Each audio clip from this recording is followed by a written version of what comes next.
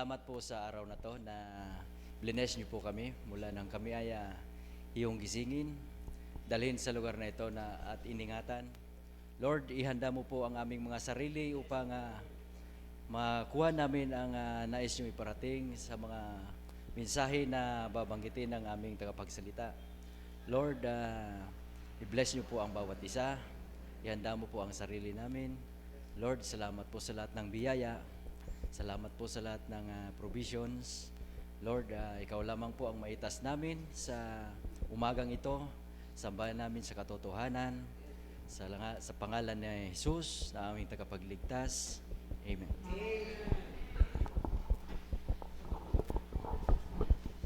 Salamat.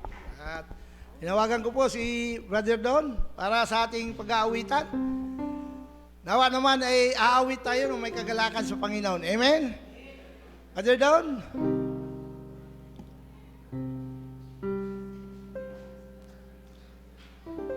Inanyahan ko po ang bawat isa na tumayo at tayo po'y mag-aawitan para sa Panginoon. Brother Don? Magandang umaga po sa bawat isa. Sa ating po pag-aawitan, simulan natin sa hymn number 257. Awitin po natin ang All the Way My Savior Leads Me.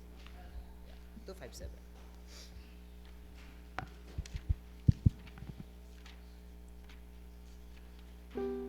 Wala. Awitin naman po natin ang first hanggang fourth stanza. All the way my Savior leads me, what have I to ask? So the first stanza now, sing. All the way my Savior leads me, what have I to ask beside? When I doubt His tender mercy, who through life has been my guide, heavenly peace, divinest comfort, here by faith in Him to dwell. For I know what here befall me, Jesus knoweth all things well. For I know what here befall me, Jesus knoweth all things well. Second verse now. All the way my Savior leads me, cheers each winding path I tread, gives me grace for every trial, feeds me with the living bread. Though my weary steps may falter, and my soul waters may be, gushing from the rock before me, lo, a spring of joy I see. Gushing from the rock before me, lo, a spring of joy I see. Last stanza now. All the way my Savior leads me, oh, the fullness of His grace. Perfect rest to me is promised in my Father's house above. When my spirit caught immortal wings His flight to realms of day, this my soul through endless ages, Jesus led me all the way. This my soul through endless ages, Jesus led me all the way. Napakagandang hymn, kaya manatili tayo nakatayo at tumawid po tayo ng ligaya ng buhay, magkamayan ng bawat isa. Ligaya ng buhay, the first chorus now. Sing, ligaya ng buhay, kung kilala mo si Kristo. Ligaya ng buhay, kung siya'y manunubos mo. Babaguhin ang iyong buhay, kung siya ay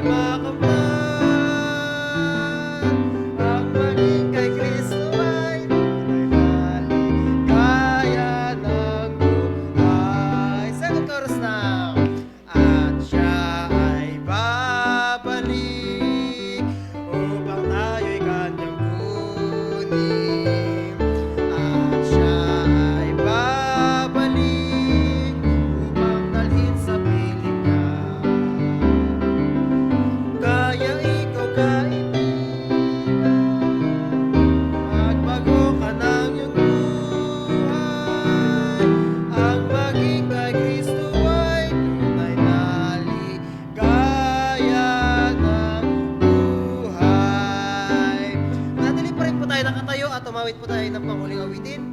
Buksan natin sa hymn number 189. Lumang song bukata to. 189. Yan. Awitin natin ng Follow On. 4 flat. Follow on. Down in the valley with my Savior I would go.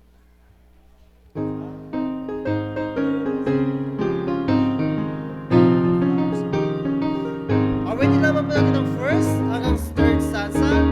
Follow on to the first verse now. Sing. Down in the valley with my Savior I would go, where the flowers are blooming and the sweet waters flow. Everywhere He leads me, I will follow, follow on. Walking in His footsteps till the ground we walk.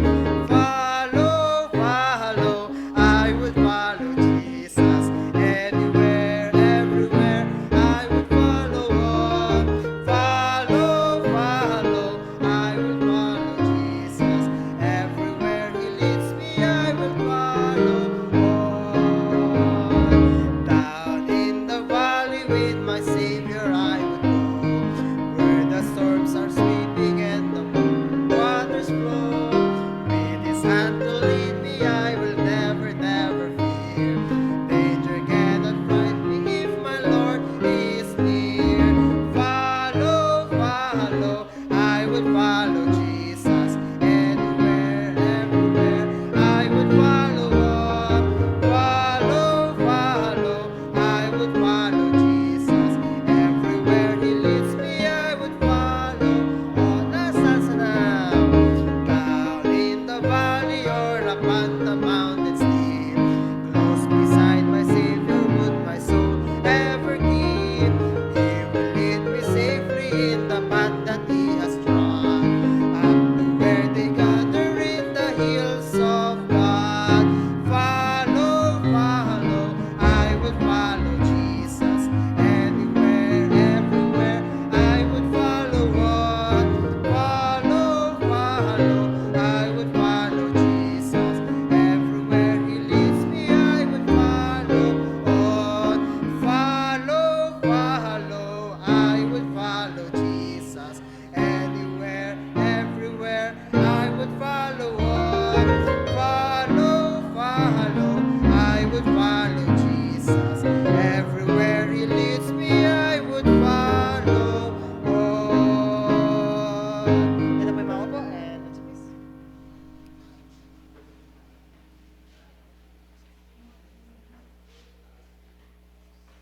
Amen. Are you blessed?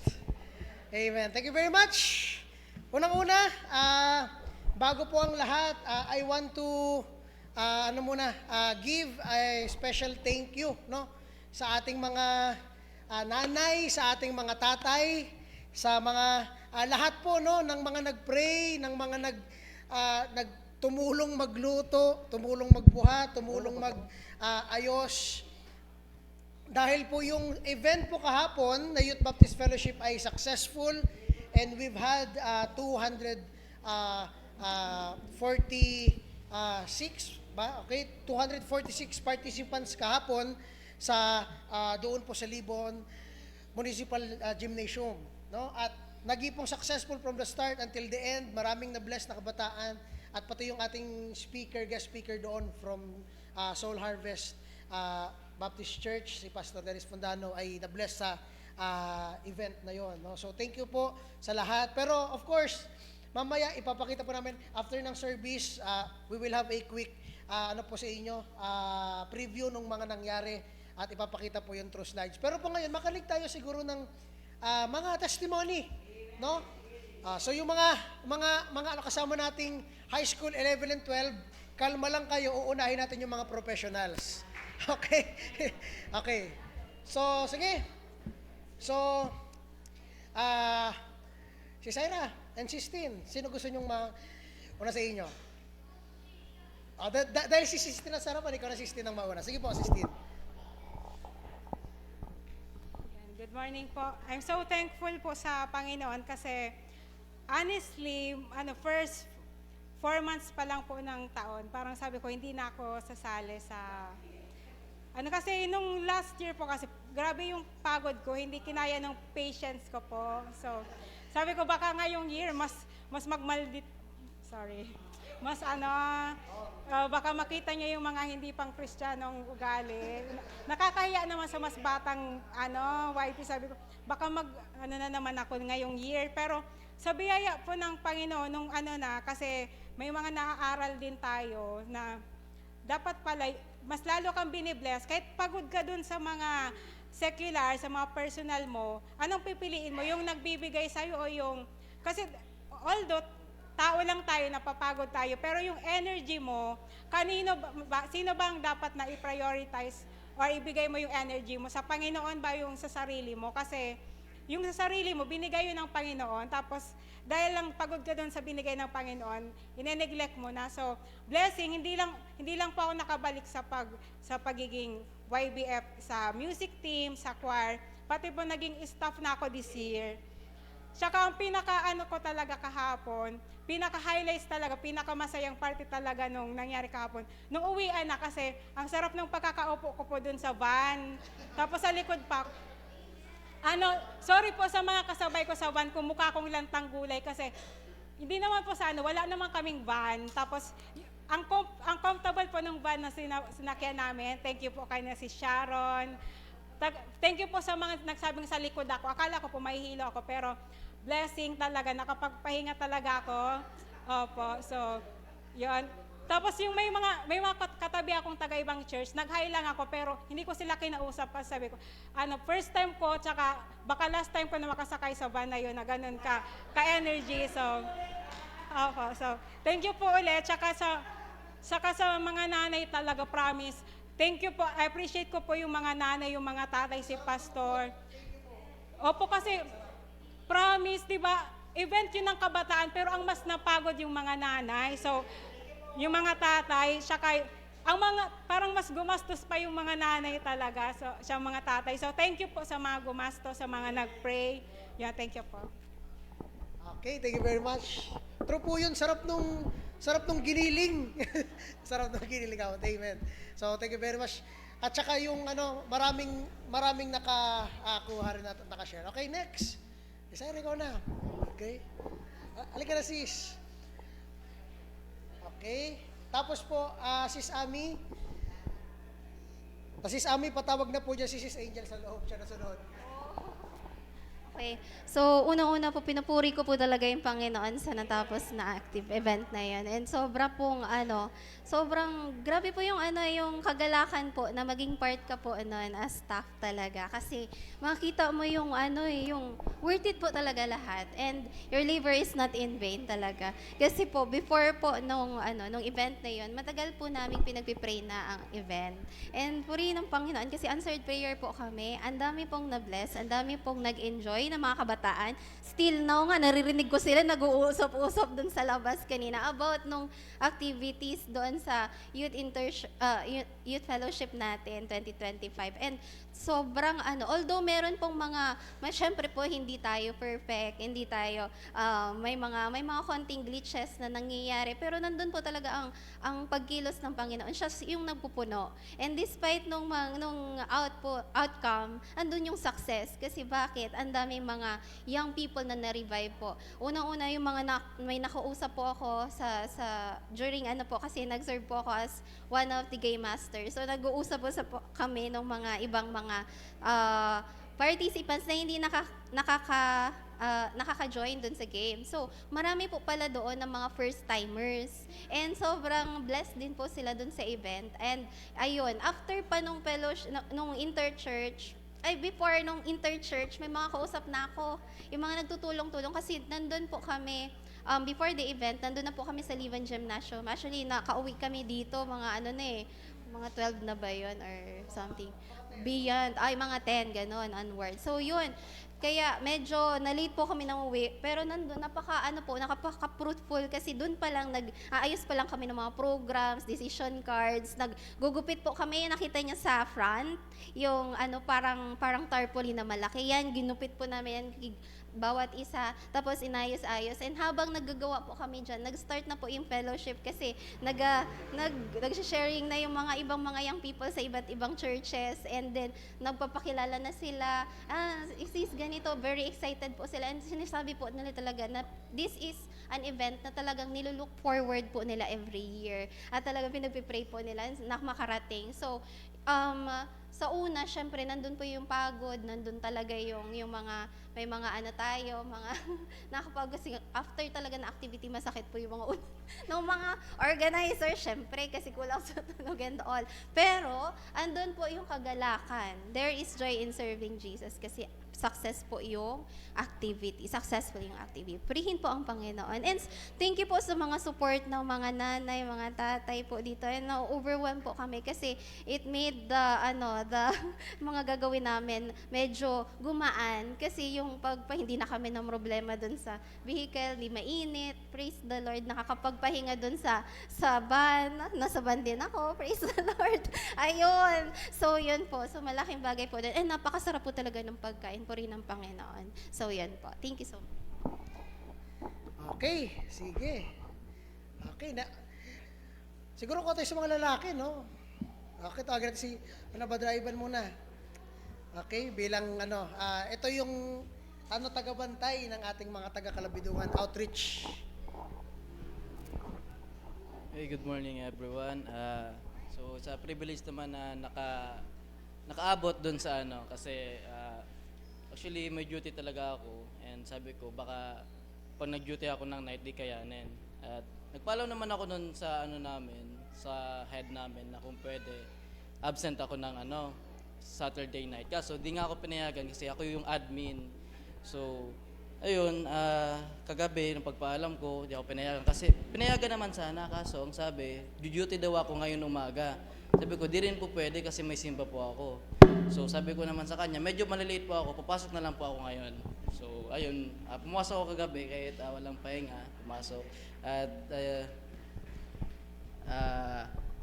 ang doon, blessing is, nakaano pa rin kahit sa sitwasyon na panggabi at na talaga, kumbaga hindi na tulad nung dati, nung school pa talaga yung iniisip, puro pa school is, yung schedule, medyo madami pa yung time. Pero nung professional na, iba na pala talaga ang ibabalance mo yung time mo. So, it's a blessing pa rin na nagkaroon ako doon ng ministry, isang photographer, suggested by Sister Ira nga. Kahit nakakapagod, blessing yun para sa akin kasi nakapag-serve ako kay God at yung mga nandun din. So, ayun. Thank you din sa... Hindi, okay na yan. Magano ka daw yung ano niya daw, chair niya daw. Okay. So, tama yung sabi niya, tumatanda na kami. Okay, kayo mga next generation ng kabataan, mag-ayos na kayo para meron na kaming susunod. Tumatanda na mga kasukasuhan namin eh. Okay, next tayo, Brother Manny. Ikaw yung una ko nakita dyan eh. Halika rito, Brad. Okay.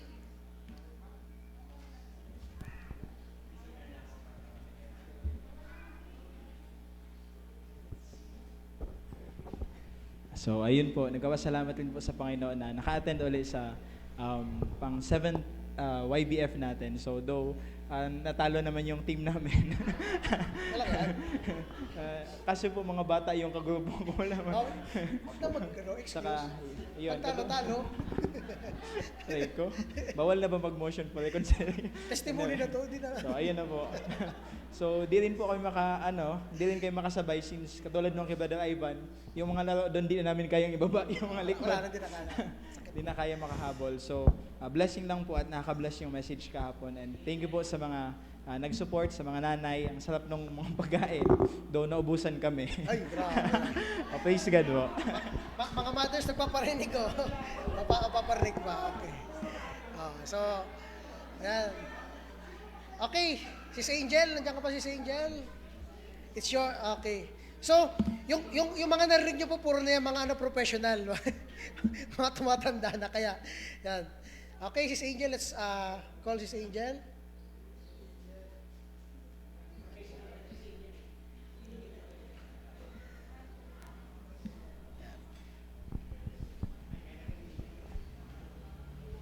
Ayan, good morning po. Una po, nagpapasalamat po kami sa support po ng bawat isa doon po sa nagdaan na youth event kasi ang dami po talagang kailangan pero blessing po sa biyaya ng Panginoon. Marami po mga kinilos na puso at mga wife na sumama.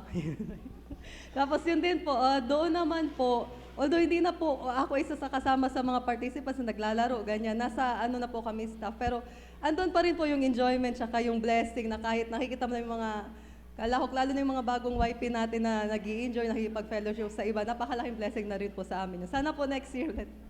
Okay, so ayan. Nagmamadali si Sisi. Okay. So, last, Brother Don. Tapos yung iba ay, mamaya naman. Okay, by the way, Brother Don yung isa sa ating mga drive talagang, lagari sila kahapon. Sasakyan motor. Sila eh. Sige, Brother Don, halika dito. Okay.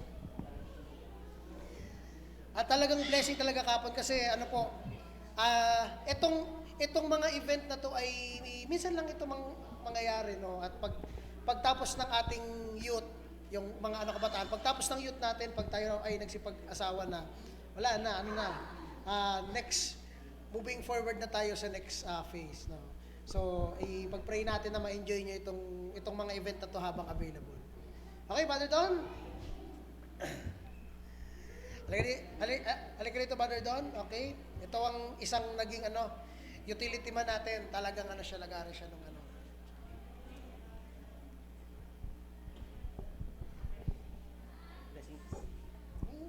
yung testimony ng mga blessing dun sa event. Ayun po, so una-una sa lahat ay blessing ng Panginoon kasi maraming natapos na yung piga-prepare ng ilang months sa YBF.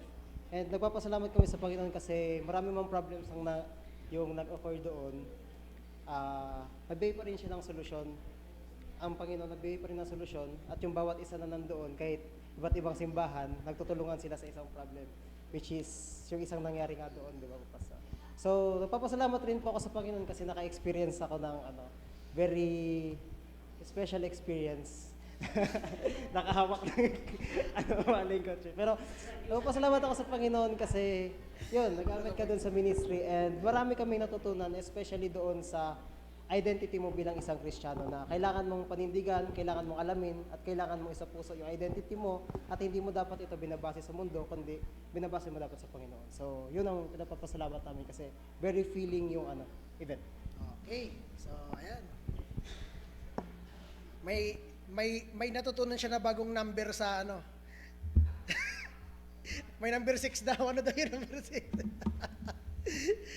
Kulantang si Don eh. Pero ayan yung blessing. At okay. Meron pa tayong time. May 3 minutes tayo, Brother Ashil. Halika na dito.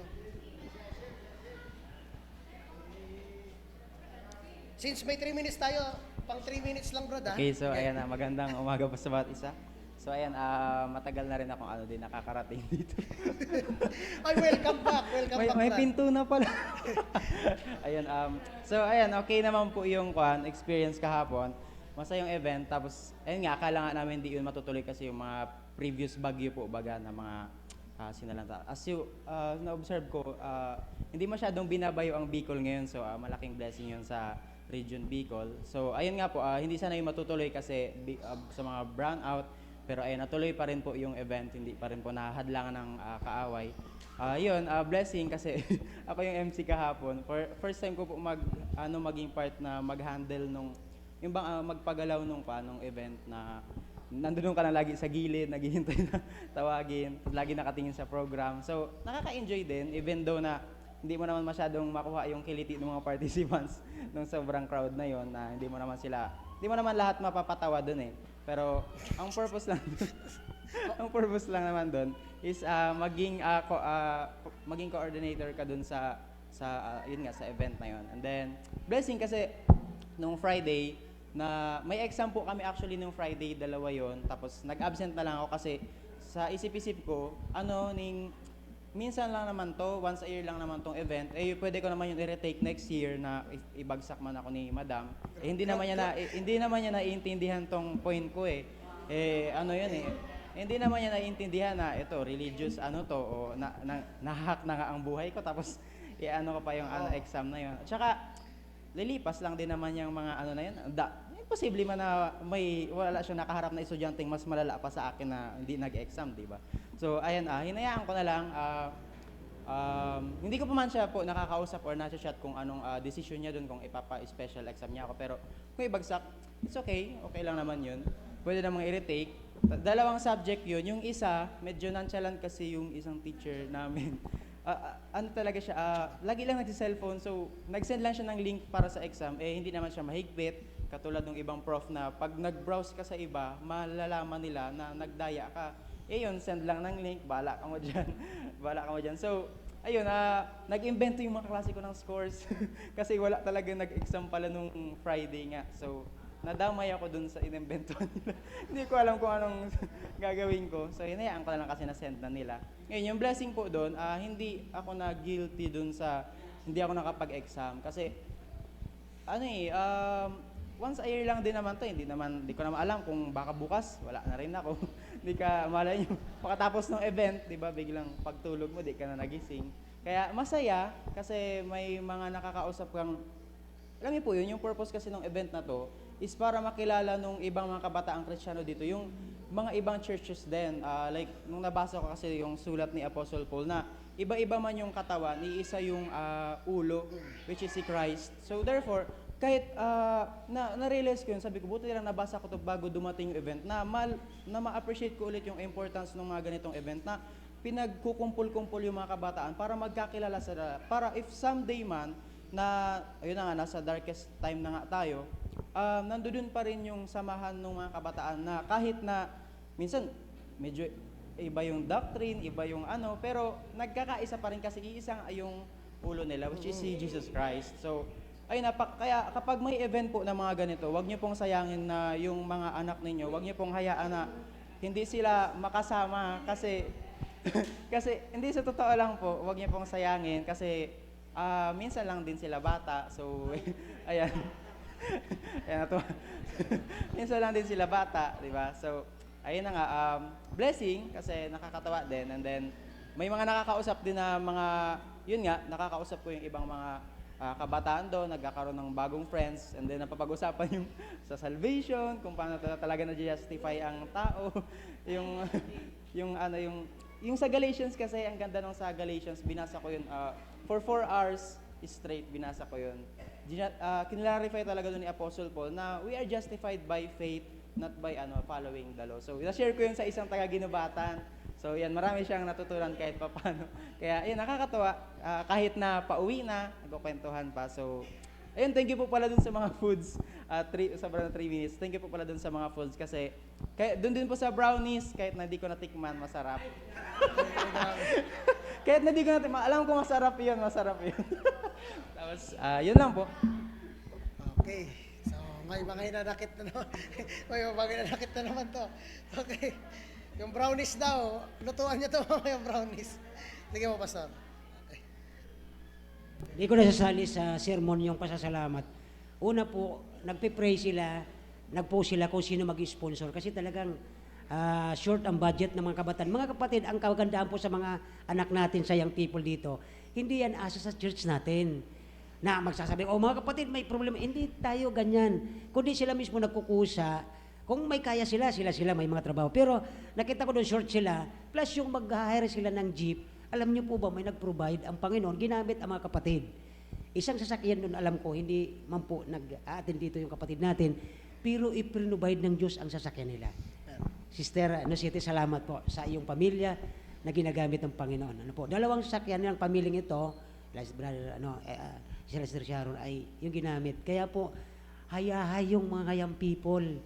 Okay? Sabi ko nga sa anak kong nag-drive ng motor pabalik kami, okay lang to anak kasi alam mo kung bakit nag-i-enjoy ang katawan ni Kristo sa ministeryong pinagkatiwala sa atin. Dito sa paakyat doon, di ba, muntik kaming mahulog sa creek kasi nga, di ba, traffic. Nag-try kami na mag-abante. Nag-slide kami. Sabi ni, natakot siya, nakala niya, yung pa ako ang naipit. Itinungtong ko ganun, kaya nakabalanse kami. Ang mga event natin ay napaka-victorious hanggang kaninang umaga. Hindi tumitigil Satanas na ako'y panghinain.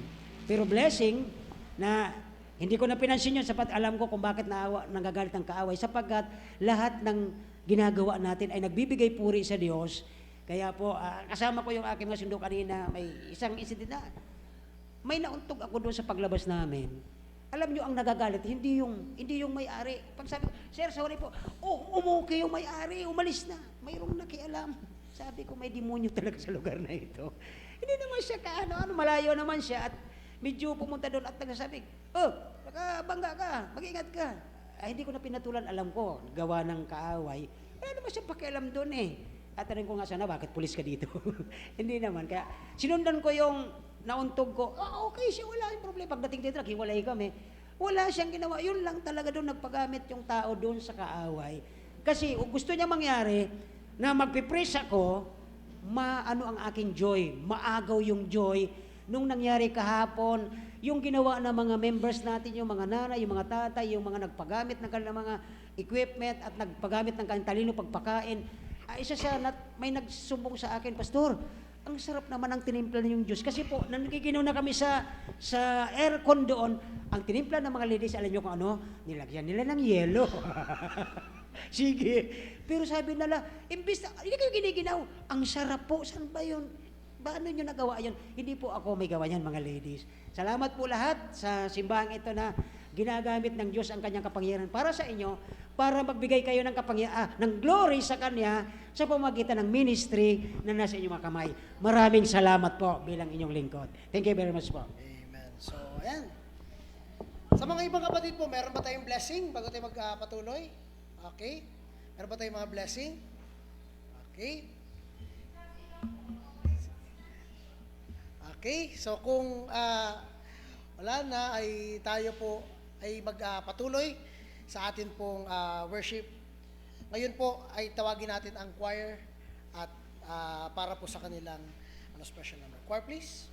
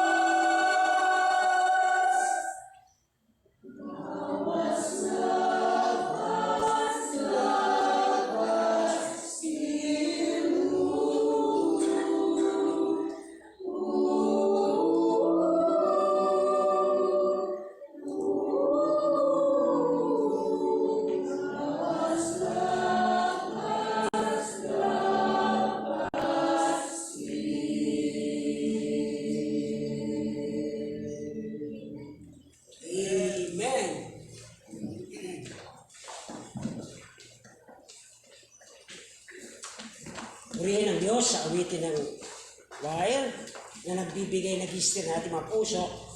At ngayong umaga mga kapatid, since na pupost ko muna yung sa ating kay Abraham, ipakita na natin kung bakit isinulat ang buhay ni Abraham para maipakita doon ang gawain ni Kristo. So ipapasok natin itong John chapter 10 ngayong umaga. But before that, pasensya po kayo, medyo nabanggit ako ng pangalan kung sino ang maginagamit ng Diyos. Hindi naman po siguro offensive yun. Tingnan natin itong verse ng Ecclesiastes chapter 9 verse 10. Ecclesiastes 9:10. Pakilabas mo, GL. Ecclesiastes chapter 9 verse 10. Anong hiwaga mayroon dito? Aralin maigi bago tayo mag-aral doon sa Kristong ipinakikita ng buhay ni Abraham. At dito natin po parang ikukulot or lalagyan ng halaga yun, no? So, nandiyan na po ba sa inyong Bible? Hindi pa lumalabas. Ecclesiastes chapter 9 verse 10. Ano man ang ginagawa ng iyong kamay. Tingnan niyo po ito maigi, Okay? Ano man masumpungang gawin ng iyong kamay, yan po yung kama, di ba? May mga tao sa simbahan ito na hindi man po kailangan magsabi, Pastor, hindi. Nagsasabi sila sa kanilang Panginoon, ako ang kamay mo dito. At ipinalalagay sa kanyang isipan ang dapat niyang gagawin. Alam niyo po anong sabi ng verse? Okay? Gawin mo ng iyong, willingness. Mayroon kang zeal. Kasi bakit po? Hindi yan ibinigay sa ibang kamay na yan. Ibinigay sa ibang puso na yan na magkaroon ka ng zeal, na gamitin mo ang kamay mo, anumang mayroon sa kamay mo, for the glory of God. Yan yung mga kabataan, matandaan natin ito. Next, sapagkat walang gawa, kaisipan, kaalaman, karunungan lalo na, mansasyon ng iyong patutunguhan. Yun po ang tinutukoy yung mga hindi nag-recognize, hindi nagkikilala sa Diyos na naglalang, nagligtas, nagbigay sa iyo ng lahat, mula tuktok ng iyong ulo hanggang paa, lahat yan ay hiram galing sa Diyos. Minsan pinagmamalaki nila. Kaya ang tinutukoy sa first and second line ay ang tinutukoy na ngayon kilala mo na ang Kristong ito. Ang word na in Christ, na kay Kristo ka na mula kay Abraham, ipinakita lahat ng attitude niya. Pag siya pa ay lumalayo doon sa Panginoon, nagpunta siya ng Egypt sa mundo, para nag-backslide siya, ay walang simbahan pala doon. Wala pala doon pagbabasa ng Bible. Wala pala doon prayer. Okay? So, kaya yung buhay ni Abraham na siniris natin, akala nyo, mayroon tayong tinutukoy doon, no? Ang tinutukoy ng lahat ng nakasulat sa Bible, none other than the Christ, nagarating upang kayo ay iligtas, linisin sa pagkakasala, upang ang sino man manampalataya sa Kanya ay magkakaroon ng lahat ng ito. Ano mang iyong desire, ano mang iyong zeal. Ang zeal, mga kapatid, kilala niyo ba yung pangalan Navy Zeal? Mga sundalo itong trinain ng gobyerno upang pag doon sa pagpunta sa kanilang mission habang sila'y nabubuhay, ang kanilang trabaho maggawa ng peacekeeping at pag mayroong gera ay sasawatain nila ang kasamaan. Habang sila'y nasa mission, sila po'y tatamaan ng sniper, tatamaan sila ng bala ng kanyon. Ang mas worse, dahil sila po'y mga Navy SEAL, habang sila'y gumagapang pagpunta sa kaaway para masawata ang kasamaan, nasasalugan silang tinatawag na landmine. Diba? Napuputol ang kamay. Ang tanong, kamay, paa, putol, hati yung katawan. Uuwi na ba yung Navy SEAL bilang sundalo ng Panginoon? O magpapatuloy? Ano pong sagot ninyo sa kaliwa ko? Putol na yung kamay niya, putol na yung paa. Dahil mayroon siyang zeal, mayroon siya nasa isip na ano man ang mangyari, ay magsisilbi siya sa kanyang Panginoon, putol ang kamay, putol ang paa. Nasabugan siya. Tutuloy pa ba siya? Hindi na. Ano sagot nito? Tutuloy daw. Kayo po. Bakit? Mayroon siya tinatawag na zeal. Letter Z, E, A, at saka il. Ano? Ibig sabihin, mayroon kang nakatatak yan dyan na ano man mangyari, putol man, buo ka man, tutuloy mo ang mission sapagkat ikaw ang inaasahan ng Diyos na kamay niya, paa niya, utak niya, upang magbigay ka ng glory sa general na nagbigay sa atin ng buhay na ito. Ayan na!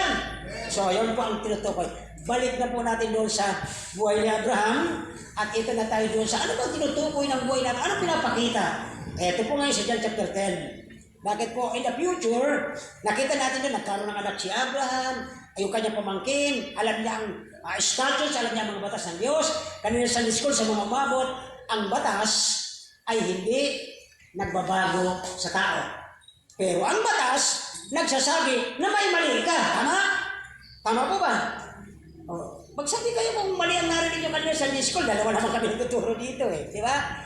Ang batas, nagsasabi, may mali ka. Ngayon, ito po, ang sabi ng Bible, ang law of the Lord ay ang Bible. Ang Bible parang salamin. Sino po sa inyo pagpunta dito nagsalamin? Ako nagsalamin kasi tanggal ko. Ay lahat naman. Ang salamin, sasabihin sa inyo nagsalamin, may uling ka dito. Pero ang salamin, hindi bababa doon sa pagkakasabit para alisin yun sa'yo. Sino ang mag-alis nun? Ay, amen, ang galing. Tayo pala eh. Amen? So, yan po ang mga makita natin dito. Basahin na po natin tayo sa lahat. Basahin natin ang John chapter 10, pero pili-pili natin kasi mahaba. Okay, siguro 1 to 5 muna, and then next, 11 to 18, then 27 to 30. Tatlong, ano po, para mahaba, medyo masyado. 1 to 5 muna. Okay, so 1 to 5 po ay sabay-sabay tayo, verse 1 to 5, chapter 10. Nandiyan na po ba? Say amen. 1 to 5 muna ng John chapter 10. Pansinin niyo po kung bakit nakasulat sa mga red letter edition, ito po ay nagmula sa bibig ng Panginoon. Verse 1 to 5, sabay-sabay, begin. Verily, verily, I say unto you, he that entered not by the door into the sheepfold, but climbeth up some other way, the same is a thief and a robber. Verse 2, but he that entered in the door is the shepherd of the sheep. 3, to him the porter openeth, and the sheep hear his voice, and the own sheep by name, and let them out. Mapasin niyo yung kinanta ng choir. The Savior lead us. Di ba? Nandun na yun. Okay, next, verse 4. And when he put forth his own sheep, sabi, then, nauna siya, and follow him, for they know his voice. Nandito ang voice ng Panginoon. Kung Kristiyano ka, itong sinusunod mo. Hindi yung sarili mo. Amen. Next, verse 5. And a stranger will but will pray kami for they know not. Kaya wala kang makikita sa pulpitong ito ng ganung klaseng stranger. Okay? Hindi kayo tatakasan. Bagkos, sabi nga kanina ng kapatid, basta huwag ka na pumunta doon kasi baka pinaginitan ka. Hindi ako takot na patayin nila eh. Alisin nila ako sa lugar na yung pagpapapuri ko ng panagpapagamit ko sa Panginoon. Pero mag-raise ulit ang Panginoon ng another katulad ko na magtuturo doon at magsusundo roon. Huwag tayong paralala sa mga pananakot ng Satanas. Wala sa kapangyarihan. Amen? Next verse na po tayo. Ano sabi ko kanina? Verse 11 to 18. Kasi tag-isa po tayo sagutan. Verse 11, verse 12. Ano po kayo? Verse 11, ready, begin.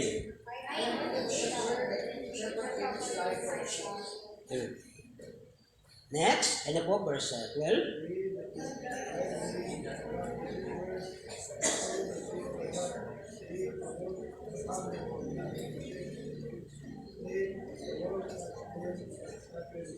Pinakalat lang yan. Verse 13, ang bayaran.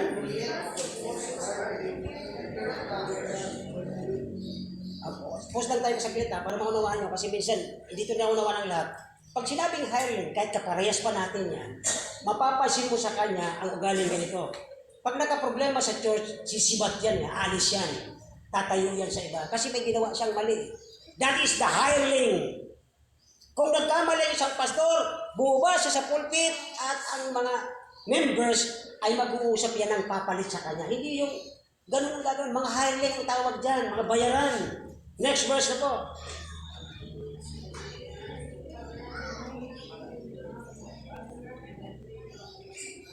Okay, ano ba niya? Verse 16? Oh, okay.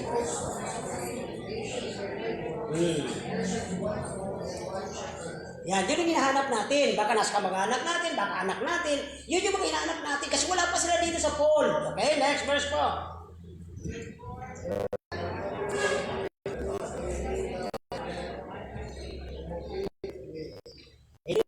no man take it from me. Yan, ganda, di ba? I lay down of myself, power to lay down, power to take it again, smartly, receive. Okay, so tatlo na, 27, 28, 13. Okay, sabay-sabay na po sa 27. Sheep hear my voice and I know them and they follow me.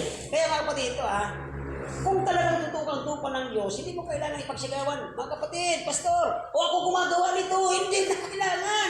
Hakat ang sabi po niyan, ay siya mismo kumukusa. Next verse po.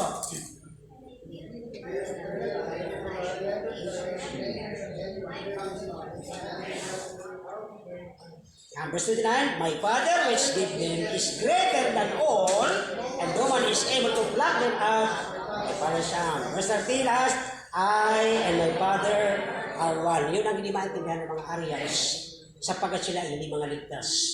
Once ang isang tao dininiwala kay Kristo bilang Panginoon, hindi po siya kailanman maliligtas, mga kapatid.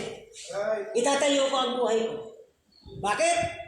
Ang Ama nagplano ng kaligtasan, ang Kristo ang namatay para sa plano ng Ama, at ang Comforter, ang Holy Spirit, ang nag-execute. Pag tayo nalulungkot, ang tagal ng Panginoon, nagkakaroon na ng kagulo sa Pilipinas. The Holy Spirit comfort us, kaya tayo nakapagtatrabaho para sa Panginoon. Amen. Tayo po'y manalangin. Bigyan Diyos salamat po sa mga ito sa magandang pagbasa.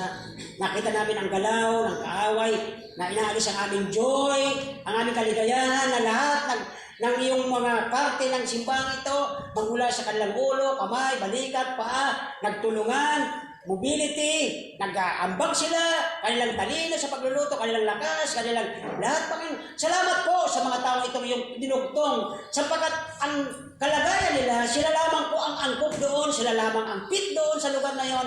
Hindi po pwedeng ang iba, sapagkat yun po ang pagkatawag niyo sa kanila kung ba't sila nandito. Maraming salamat, Panginoon, sa mga ito. Wala Espiritu, wala kaming kakayahan, lalo na po ako. Holy Spirit, kayo pumubukas sa bibig ng iyong lingkod. Mangusap kayo sa bawat puso ngayong umaga sa pangalan ni Jesus. Amen. Thank you very much. Pwede po mo po. Alam niyo po ang title dito sa podcast paborito ng mga Kristyano. Okay? Ang title ng chapter na ating titingnan ngayon is The Good Shepherd. Kung nare-remind niyo pa po na nagre-ring pa sa iyong tinga kanina at sa iyong isipan ang chorus ng choir. Alam niyo, pakaramdam ko kanina, nasa langit ako Huwag nating titingnan ang music nila yung maiinda ka. Ibig sabihin, pag umiinda ka sa music ng choir, ang nabubusog ang iyong kaluluwa o laman. Ano po? May nasagot Pag napapainda ka sa music ng choir ng isang simbahan, sino ang natutuwa? Laman mo o espiritu mo? Dapat malaman nyo yan kung bakit, di ba? May alam naman niyo sa social media, daming ikimbot. Ayaw ko lang baka may mga pero ang music dapat natin bilang mga Kristiyano ay yung nagbibigay puri sa Diyos at hindi nagbibigay sa atin ng sigla. Nainawa ko ba? Kasi akala nyo baka ang music ay, sabi ko baka sa inyo nakaraan, ang music ang sasakyan patungo sa pagsamba sa Diyos. Hindi mismo yung singing at ang pag-worship, iba po yun. Sasakyan yung music, ini-stir ng music ang ating puso upang, oy Panginoon, napakabuti po ng iyong ginawa sa amin. Yan po, okay, tatlong bagay dito po bago mapalaot. Number one, pwede bang ilabas mo dyan kung naisulat ko na. Okay, from verse 1 to 6, yan bang sinulat ko? Nakalimutan ko. Nilagay ko sa kanila Naisulat ko na ba? Okay, hindi ka. Sabi mo kasi siya ibigay sa kanila Hindi lang pa. Asa na? Okay. Hindi pala ako nagkopya ng sarili ko. Pakilabas daw, saglit. The 3 points from verse 6, 1 to 6, ano sabi doon? Pakilabas po. 1 to 6. Binigay ko na sa inyo dyan. Okay. Pinatay pa yata. By the way, mga kapatid, alam niyo, isang eskwelahan, by the way, mga kapatid, salamat po. Answer prayer na po yung ating matagalang pinapipray. Sister Morel yung nagturo doon sa room nila. Asan na si John Mark, okay? Salamat po, nagpapagamit kayo sa Panginoon. Kasi hindi ko maaabot yun. Kayo ang nilagay doon para maabot at marinig nila ang Panginoon. So, habang nagdadrive ka kanina, tuwa kami, nag-sharing na, ang tagal natin pinag-prayan, at least nakapagtungo na siya, alam niyo, yung kaaway, hindi talaga natutuwa. Okay. Ang kalagayan kasi kanina, pababa yun. May tricycle pala doon, nakatina ko, kasi yung bus pa ganun eh. Ang di ko napansin, nag-release pala ng konti yung preno, kumabante, kaya nag-tube, gano'n. Pero wala namang problema yung may-ari. May problema yung nalulunod. Kaya hindi ko na pinatulan eh. Ayan, may mga tayo nakangiti nga doon. Sabi ni Sir Villa, ano ba naman yung mga hindi naman siya involved siya yung nagagali. Purihin ang Diyos, protektahan tayo ng Panginoon. Amen. So dito po ay, nawala ba? Nawala. Ayan lang ang masamang balita. Wala. Akin na lang yung papel, ako na magbabanggit. Okay? Kasi ang verse 1 to 6 ay lumalabas dito. Kung napasin niyo pang verse 1 to 6, ito po ay kwento. Another meaning, pag sinabing parable, ano po, ito ay makalupang kwento pero makalangit ang ito yung bakit ginagawa ito ng Panginoon upang yung mga para-arog, tama ba ang pagkabikol ko? Yung mga gaya-gaya, para-arog-arog. Ay, thank you po. Alam mo yung para-arog-arog, nanonood sa harapan ng Panginoon, sabi ng Panginoon, ito ikikwento ko sa inyo ang isang parabola. Sabi na, alam nga naman ikaw, pintuan ka. Sabi naman, hindi sila niniwala si Kristo ang dinadalang nakapagligtas. At ngayong umaga, baka mamaya, sa kalagitnaan natin, parang nagdududa pa kayo na si Kristo ang tagapagligtas natin. Nagdududa pa kayo? Hindi na po kasi nakita na natin ang katotohanan. Namatay siya pero nabuhay sa maguli. Ibig sabihin, ipinapakita niya ang karakter na siya po ay Diyos. Okay, so, number 1, sunod na lang po at nalit yata mag-type. Sa verse 4, number 1, bilang good shepherd, sabi niya, I am the divine leader. Okay? Divine leader siya from verse 4. Pangalawa, kumapasin natin sa verse 7. Sabi ng verse 7, basahin natin. Okay? Nasa Romans na ang Bible ko kaagad. Advance na itong Bible ko. Okay. Verse 7, sabi ng chapter 10:7, okay? Sabi po yan ay, Then said Jesus unto them, again, sa katotohanan na sinasabi ko sa inyo, ako ang pintuan ng mga tupa. Bakit? Diba? Paano ka naging pintuan ng tupa? Ito ang hindi nila maintindihan talaga. Pinto? Tao? Tao daw si Kristo eh. Paano siya magiging pinto? Ang hindi nila naintindihan ang amazing ng pagkakaligtas sa Panginoon. Pero nyo, ang pananampalataya ay mga bagay na hindi po nakikita pero pinaniniwala. Amen. Alam niyo. Now, tanongin ko kayo, nakita niyo si Jesus? Hindi. Nabasa lang natin. Narinig lang natin sa preacher. Ang tanong, naniwala ka ba? In that is faith. Pananampalataya yan eh. Kung naniwala ka, mga kapatid, ang nalagay sa John 3:16. I-recite mo ang John 3:16 ang sabi doon, gayon na lang ang pag-ibig ng Diyos. Sige English. English zero. Sige. English. Really begin. The word that whosoever ano daw? Believe. Ito, wait. Mga kabataan, ako hindi ko rin naintindihan nung araw, ako'y bago. Ang sabi ng whosoever believe. Ang sabi ng ibang kabataan, sabi niya, Pastor, siguro naman, kasi mama ko, papa ko, faithful eh. Kasama ako nagsisimba kasi mayroon kaming, nag-commute kami. Akala nila, dahil sila'y nagpipray, dahil sila'y nagbabasa, dahil sila'y nakikinig, sila ay naniwala na. Okay ba yan? Sabi ng Matthew, ang mga bibig nila nagsasabing mahal nila ako, pero ang mga puso nila sobrang lalayo. Gusto niyo panganapin ko yung text? Hanapin mo. Ano yung text na yun? Matthew yun eh. Ang kanilang mga bibig nagsasabi na ang Panginoon ay mahal nila, pero ang kanilang mga puso sobrang lalayo. So therefore, magkaiba ang kanilang sinasabi sa kanilang ginagawa. Ang sabi ng karamihang preachers, walk your talk. Puro kasabi. Pastor, ikaw ba ginagawa ko? Mahirap na talaga. Pero sa awa at biyaya ng Diyos, nagagawa natin because of His strength. Lakas ng Diyos ang gumagamit ito sa atin. At isa sa mga blessing ko po, sabi ko sa inyo araw at gabi, alas 5 sa umaga, alas 8 sa gabi, at ang family ko, kaharap ko yung pagkakain namin, di pa naguhugas, nandiyan na kami. Sabi naman ng aking anak tayo, may mga assignment sa gabi, may mga overtime.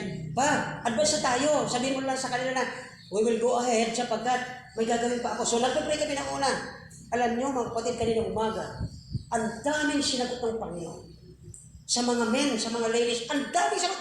Alam niyo ba, hindi namin dapat na kalimutan ito, Lord. Sa bawat minuto pala na akala namin kami nagkakulang, nakakasala, hindi kami nararapat sa iyo. Pero nandun ang kasagutan mo sa lahat ng aming mga hinihingi. Malayo niyo po yung mga kapatid. Walang buhay na Diyos na hindi ka papasinin. Pinahanap ko kumani kanina yung Ecclesiastes chapter 10 verse 1 ba yun? Sabi niyan, hindi ma-accept kami ng Panginoon para abutin ang mga kamag-anak natin hindi na kaniniwala sa Panginoon. Okay? Hindi ma-accept Panginoon, kamay niya. Makapangyarihan siya, yan. Kaya niya eh. Ang problema, nasa atin. And by the way, isa ang nalulungkot ako, di ba sabi ko sa inyo, may isa kami kinounsel na yung bata ay medyo, hindi ko alam po, bad spirit ang nagugulo. At nung nakausap ko, eyes to eyes kami doon sa video call, okay na siya, sabi niya, Pastor, pag-pray mo ako, babalik ko sa Panginoon. Sa awa ng Diyos, wala pa siya ngayon. Kailangan siguro talagang tutukan natin. Alam mo kapatid, nung nag-pray ako nung una, talagang narinig ko, iba-ibang boses, saka medyo ko yung balahibig ko ba? Sabi ko, parang may presente nga, kasi nagpaharap ka. Pero, pagkabandang hapon, wala pa kala special, tumawa ulit, di ba? Mga 6 na, alam niyo, nag-video call kami ng bata, umiiyak talaga sa Pastor, pag-pray niyo po ako, babalik ako sa Panginoon. Sa linggo po, darating. Nakita niyo, kapag hindi natin tinutukan sa panalangin ng mga ganito, hindi rin sila tatanda ng demonyo. Ilalayo sila sa Diyos. Amen. Kaya, pang-ilang bis ko na dyan sa kapitbahay, hindi sa kabila, sa Tiripakin, sa kabila dyan. Mayroon ako dyan. So, kilala kasi kaya ayaw ko ng pangalan. Sabi niya, Pastor, puntahan mo yung anak ko. May isang, ba't ginawa ko yung nagpuputi-puti? Ay, sabi ko, wala. Mayroon lang itong tawag doon. Ano yung napanood ko noon? Mayroong nangyari na nahihiya siya, naggawa ng sin.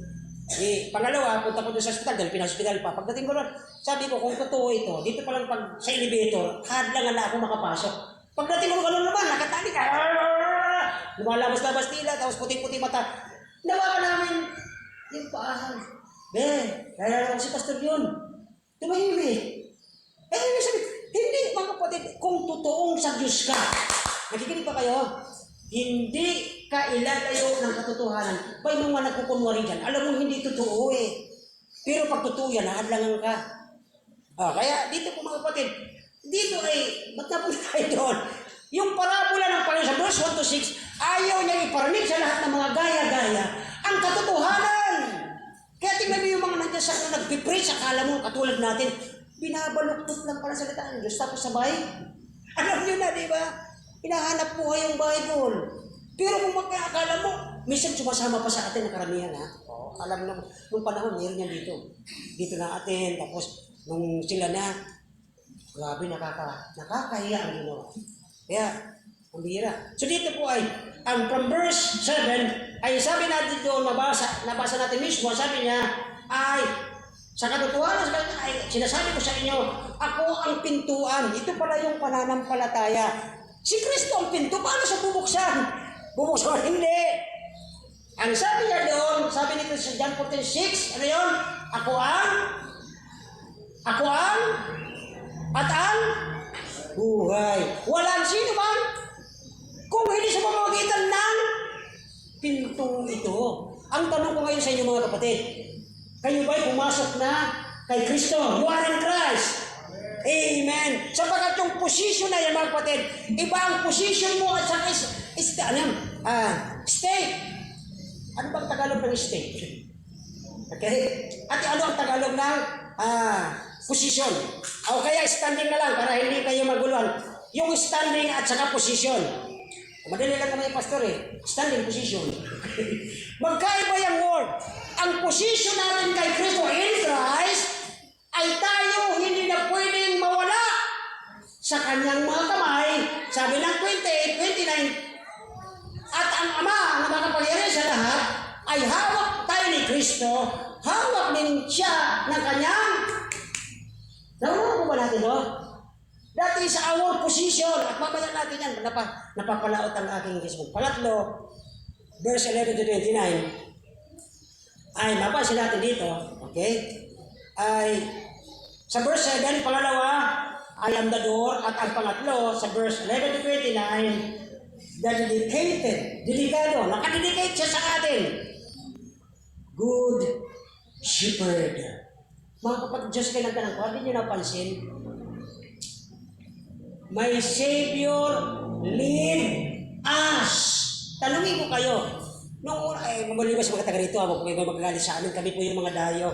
Kaya sabi na, mga kaibigan nyo sa labas, uy, mga dayo kayo dito, ha? Kayo dito, ano?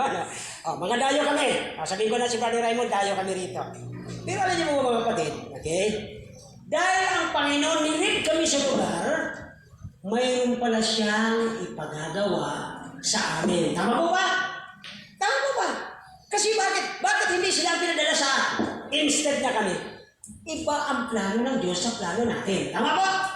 Sabi ng Diyos, my thoughts are not your thoughts. So, umpisa na natin kasi gusto ko pong maaga tayo ngayon kasi ako rin po nauubusan ng boses. Biyaya ng Diyos. Alam nyo, imbis na magreklamo. Hindi ako nagsasabi nagreklamo kayo. Natural yun. Pero alam niyo, halos wala akong boses doon kahapon. Siguro dahil nasa mainit, tapos naka-aircon kami, mahina pala ako. Nagdududa na ako pag marinig na ito, delikado ang boses ko. Anyway, ay sabi ng kapatid kanina, Pastor, ituloy na natin ito. Waiting. Sabi ng Panginoon, they that wait upon the Lord shall, okay, renew the wirings. Okay. Karoon ba yun? At least di nyo nahalata. Now, again verse 4, I am the divine leader. Pangalawa, I am the door. And number 3, I am the dedicated. Nakadedicate siya sa atin. Hindi talaga niya tayo iwan. Bakit sabi ng John 28 and 29? Hawak tayo niya at hawak siya ng Ama. No one can pluck them out of my hand. Kaya huwag niyo pong isipin yung nawawalang kaligtasan. Kahit anong paggawin ninyo, magturo pa kayo ng kung ano-ano, hindi kami mawala sa kamay ni Diyos. Nga lang, huwag naman natin gawin dahilan. Kahawak pala tayo ng Diyos, gawa tayo ng mali. Doon kayo nagkakamali talaga. Alam natin na God is righteous. Now, if you are in Christ, if God is righteous, tapos gagawin mo, unrighteous ka? Imposible, kapatid. Imposible yan. Hindi yan po pwede. Okay? Balikan natin ang first point natin. Okay? At since na parable po ang verse 1 and 6, ay ano ang mapapansin natin dito? Ano ba ang issue nito sa atin, Pastor? Sabi niya, naalala niyo po yung 7 great I am ng Panginoon. Ayan, maganda ito para masubok ko rin kung talaga alam niyo ito. May 7 I am o great I am ang Panginoon. Number 1, dito muna para alam ko, magkakampi kayo dyan. Great I am. Anong naalala niyo po? Ako ang 7 yun, 7. Huwag ka nalala, ang dami.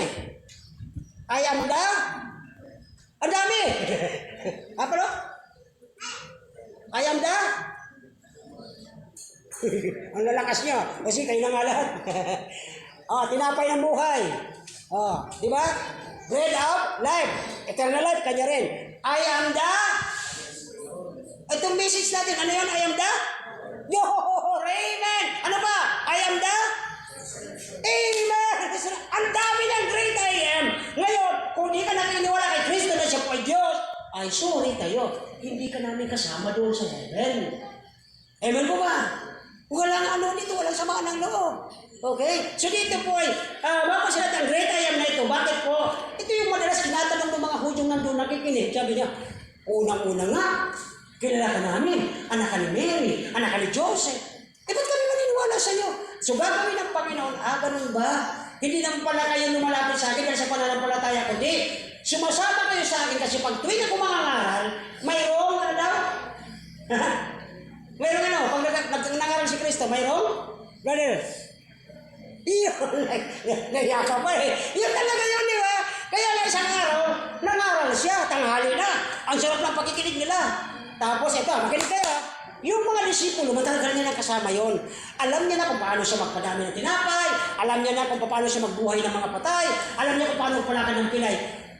Kailan ba si Philip? Yeah. Sabi niya, di ba alas 12 na? Sabi niya, gutom yung mga tao, sabi ni Panginoon. Paupuin niyo na sila dyan. Gutom na sila, pagod na sila kapag pakikinig ng salita ng Diyos. Ang dami! 5,000 to be exact. Ngayon, sabi niya sa disipulo niya, sabi kay Philip, Philip, may mabibilihan ba tayo ng tinapay dito? Alam yung sagot niya. O, yung mga taga rito, alam yan eh. Sabi niya, Panginoon, anong oras na ang tinapay, kaninang umaga. Upos na yun eh. At kahit pagsamahin namin ang tinapay ng Kamalig, Ginubatan at Legazpi, hindi po Panginoon sasakto sa ilang libo? Iyan, 5,000. Akala ko nakatulog ka na. Now, ano ang sabi ng Panginoon? Philip, ang tagal-tagal mo nang kasama ko nakikinig. Parang sabi sa atin, ang tagal-tagal mo na nagbabasa ng Bible. Hindi niyo pa nakikita ang katotohanan si Kristo ay makapangyarihan. Kahit humingi ka lang at nagkasala ka, humingi ka ng tawad. Sabi ng 1 John 9, if we confess our sin, He is faithful to forgive us. Pero tayo hindi tayo faithful sa ating mga sarili. Na parang, hindi, may kasalanan ako nung nakaraang taon. Baka hindi pa pinapatawad ng Diyos. Sino nagsabi sa'yo? O, pagkalabas ng 1 John 9, tingnan niyo po ito, may mga Kristiyano ngayon na parang mas marunong pa sa Diyos. Look at this, verse 9. Okay? Ayan po yung ating pag-usapan. Tingnan niyo po, kung yung if, mahalaga yung if, kung gusto mo. Kung ayaw mo, bahala ka sa buhay mo. Yung parang gano'n, di ba? Tingnan niyo po. If we confess our sins, di ba? Hindi siya po pwede magtakwil. Unang-una, namatay siya sa krus, nag-iirat ang Diyos sa dinulog siya para sa'yo, tapos hindi siya matapat. Ay, pambira ka naman. Mga kapatid, hindi masama lumuha ang isang pastor. Ang luha ito ay tears of joy na ang Panginoon ang aking Panginoon. Sabi ko nga sa inyo, patayin niya ako dito. Durugin niyo, wala akong problema. Ang may problema yung gumawa na sapagkat mananagot siya sa harap ng Diyos. Diba? So dito kung ipapansin natin, kung ipapahaya natin, siya ay tapat at, ang luha ng kapanalan ng Diyos, hindi po siya katulad natin. Banal ang Diyos kaya nagpapatawad siya. Ang problema tayo, pag nagawa tayo ng maliit, iwanan ko kayo dyan, bahala kayo. Hindi ganyan ang anak ng Diyos. Amen po? Kanina nagbanggit. Kaya tuwang-tuwa rin yung speaker nila, biruin mo. Second, third, first district, magkahalo doon. Pero ginawa kami ng mga pastor. Sabi pa naman niya, ng speaker, ito yung mga tagapag-alaga ng mga kabataan sa lugar na ito. Nahiya naman ako. Hindi ko naman sila naalagaan. Dito lang naman, hindi ko pa nga nauubos eh. Pero sabihan ng tagapag-alaga ng mga kapatid, mabigat na responsibility. Hinan! Tatay ka? Nanay ka? Hindi mo kayang sawatain ang anak mo pagdating sa disiplin. Hinan! Minsan mga bata ngayon, marunong. Marunong mga bata ngayon. Pag sinaway mo yan, pag kinausap mo yan, ibang lalabas sa bibig yan. Babalik na rin yan para talo ka. Kaya kung wala kang wisdom, ay, sabi ko sa inyo mga kapatid, napakalaki sa Now, ano po ang connection nito sa first point natin? Sabi niya kasi dyan, sa Isaiah 49 ang sabi doon, He shall feed His flock like a shepherd. Ang tinutukoy dito si Kristo. Pakakainin niya ang kanyang mga anak na parang tupa. Okay, pakilabas na po mga kapatid natin. Ayan, diba? Kanyang papakainin ng kanyang kawan ng gaya ng pastol, kanyang titipon ng kanyang makuliro sa kanyang bisig. Ang bisig niya is the arm, ang church. Ito yung arm, bakit? Dito po tayo nagtatrabaho. Dito nagagamit na. Ay, mayroon akong ditong kunting pera. Ano kaya kulang dyan? Siguro floor wax. Pero alam nyo, sa school, pag nagsabi sa teacher, ano kayo matutulong? Taasan kayo. Madam, ako na sa room, ako na sa walis. Lahat inubos na. Yung pobre, wala na. Diba? Ako kasi madalas tinatawag dyan mag-presidente daw. Kasi pag nag-meeting kami nung araw, nagsimula yan dito, grade 5 eh. Siyempre nakabihis ako, pastor ako eh. Sabi ng mga man, ikaw na po ang presidente, ha? Wala na bang eleksyon? Ako hindi na. Kaya naman kong sagot, salamat po sa inyo, na may tiwala kayo. Pero alam nyo, ako po yung pastor, hindi ko na nga maalagaan yung simbahan, tapos mag-stay pa ako sa church. Si Pastor Dario po kayo, may pangalan niyan doon sa Mons. Kasi talagang kilala si Pastor Leo doon. Mga araw yun. Kaya nakapos ko yung pangalan niya. Now, dito po ay, titipunin ng mga kuberong kanabisig at dadalhin sila sa kanyang bosong kandungan. Yun yung kanyang comfort. Di ba pag tayo may problema? Recently. Ako may problema recently. Kayo mayroon din, di ba? Sino ang nagkukumport? Si Pastor? Yung church member? No. Ang nagkukumport sa atin through His Word ay ang Panginoong Jesucristo din. Siya nagbibigay sa atin lang, okay lang yun. Apihin mo nila ako. Kalimutan nila ako bilang kaibigan. Basta ang Panginoon kasama ko ay ang joyous. Diba? Mas masaya ako kaysa sa kanila. Bakit? Nasa akin ang Panginoon. Yan po ang katotohanan dyan. Kaya dito po, maraming nangyayari. Hindi ko sinasabing hindi kami dumaan. Dumaan din kami dyan. May time na, di ba, sabi ko sa inyo madalas, may time na wala pa kami sakyan noon. Yung mga bata sabay-sabay magkakasakit. Itatlo yan noon, wala pa naman si Dana. At ito pa ang sister, dahil tinuruan din ako ng konting para daw hindi ka na mahirapan sa pipil ng gamot. Di ba yung yelo? Ito namang lagnat, marunong din. Paglagay mong yelo dito, tatakbo sa baba, doon mainit. Di ba? Kasi nakapansin yan. Pagkalagay mo naman ng yelo sa paa, dito naman yung mainit. Ayan mga gawin mo. Sige lahat. Di ba? Sa mga daling salita, pag may mga emergency ng gastusan, sasabihin namin sa Panginoon dalawa, ano ang gusto ng mga anak mag-pray? Lord, ito pong aming pera na titira ay pamasahin namin papunta sa church. Lord, alam namin ikaw ang divine healer. Naniniwala kami sa pananampalataya sa iyo, nagtitiwala kami sa iyo, na baka bukas ay hindi na kami bibili ng gamot kasi nandiyan lang bilihan, sa labas lang bilihan ng gamot. Sandali lang yun, pero wala kang pang-taxi papunta ng simbahan. Alam niyo ang nangyari niyan, lahat tayo nagkakaroon ng mga shortage. May kulang. So ang unang gagawin kapag ba ikaw ay mahina, ang dedication, ang seriousness para sa Panginoon, ay, maunawaan naman yan ni Pastor. Text na lang tayo, Pastor, pasensya, hindi kami nakatin kasi unang-una may mga sakit niya. Hindi ko sinasabing gayahin nyo. Hindi ko sinasabing gayahin nyo. Ang pananampalataya nyo ang magbibigay ng kasagutan doon sa inyong problem. Tama? Yun lang po yun eh. Wala po ditong pilitan. Yun lang po ay pananampalataya namin na share ko sa inyo na dumating kami sa mga shortage na ganyan pero nagtiwala kami sa Panginoon kaysa mawala kami sa pag-church. Hindi ko gagastos ang pera niyan kahit may sakit ang anak ko. Pinabukasan, walang nangyari. So ito po yung sinasabi dito na He leaded us, He provided us, He protected us. Sabi dito ng verse 1, kung titignan natin mga kapatid, okay? He entered not by the door, and at verse 2, He that entered by the door is the shepherd of the sheep. To him the porter opened and the sheep hear his voice, and he called his own sheep by name, and led them out. Tingnan po natin itong, pagkalabas mo yung verse 3. Yung word na ito, sa verse 3 sa lahat, okay? At sila ay sa palabas mo sa problema ang tinasandakan mo. Tama ba? Pwede ba yun? Pwede ba? Di ba? Ano ang purpose ng leading ng Panginoon sa atin? Para maalis mo sa mga problemang masalimuot. Na-strangle tayo ng mga problems hanggang yung pananampalataya natin na hindi ma-exercise. Ganito natin makita mga kapatid ay, yun po ang parte ng parabola ng Diyos. Ipinapakita din na although si Christ ay Diyos na nagkatawang tao at ipinapakita siya ang pintuan. Kung hindi tayo papasok doon kay Kristo, wala talagang totoong kaligtasan. Now, dito po ay ang pangalawa, bilang siya po ang pasukan. O siya talaga ang dahilan para tayo magkaroon ng connection, okay? Si Satanas po ay bilang mapandaya, nagka-counterfeit siya sa palagay na ito. Po? Pinapaalalahanan tayo. Ano po pinapaalala sa atin sa bagay ito? Okay? Maraming mga makakausap nyo na nagpapakita sila ay mga faithful, matagal ng Christian, pero hindi tayo yun. Okay? Ito yung mga nadadaya din. Ang sabi ng Matthew, ang bulag, magkaakay sa kapwa niya bulag. Kaya pag sila po ay makakausap nyo, akala mo,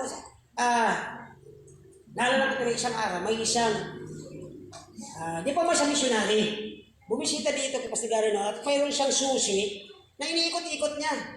Sabi niya, Pastor, tingnan mo kapag masipag ka sa gawain ng Diyos, bibigyan ka niya ng mga sasakyan. Alam niyo, na-find out naman ng later, yung pala, pinahiram lang sa kanya. Pinagyayabang niya pa. Hindi po ganun ang Krisyano. Ang Krisyano ay tahimik, pero nabubroad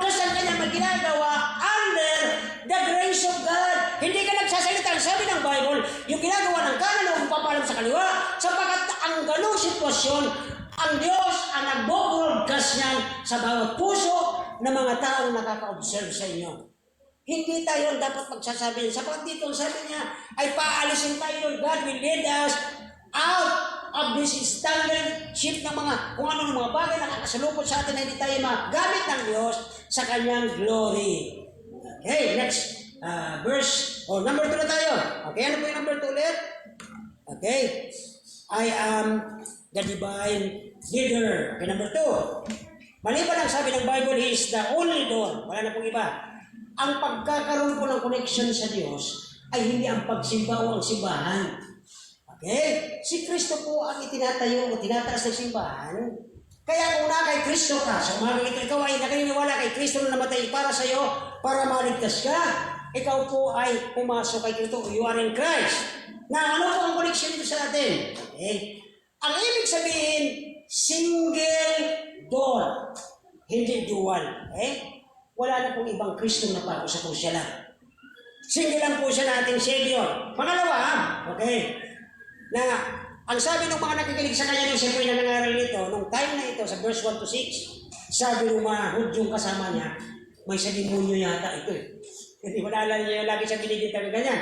Kaya dito, ang tinutukoy ditong mga robbers at mga magnanakaw, ito po yung mga nagkukunwari tapos papasok yan sa gawain ng Diyos at magsasabi ng, sa kay Kristo rin ako, pero nanakawin niyan ang inyong atensyon. May mga tao minsan napasok sa simbahan, iba ang kanilang iniisip at gustong mangyari. Pero hindi po yan pinapahintulutan ng Diyos sapagkat ang sabi niya, okay, my sheep hear my voice and I know them. Alam na tayo ng Panginoon, kaya tayo. And they follow me. At ito po maganda, I give them eternal life and they shall never perish, neither anyone pluck them out of my Father's hand. So, ito po yung ating makikitang dahilan kung bakit tayo lagi nandito. Iyon na kaya na pong bariba ang simbahan natin ay hindi katulad ng iba na panayturo ng hindi po tayo ganoon. Sapagat ang isang anak ng Diyos, na ang kanyang puso nag-uumapaw ang sigla at pasasalamat at ang ginagawa ng Diyos mula umaga hanggang hapon. Doon ang kanyang puso nag-uumapaw, Panginoon. Gamitin mo ito, Panginoon, para sa glory mo. May mga taong nagbibigay kayo pinapakita sa pasakuhungan. No, hindi yan ubra. Sino ba kami? Kami katulad nyo na ang upis ko lang ang mataas, kaya lang ako nilagay dito para kayo pangunahan. Pero hindi po dapat doon makita na nagiging tayong personality cult na sikat yung pastor. Okay, hindi po ganyan ang simbahan ito. Ang sikat dito, walang iba ang Panginoong Jesucristo na nagdusa sa krus, bayaran ka sa iyong pagkakasala upang sa araw nakilig ng Panginoon. Pasalamat po, patawarin niyo kasi kasalanan ko at isang araw, tatawagin tayo paakyat sa langit. Kasama ko po ba kayo?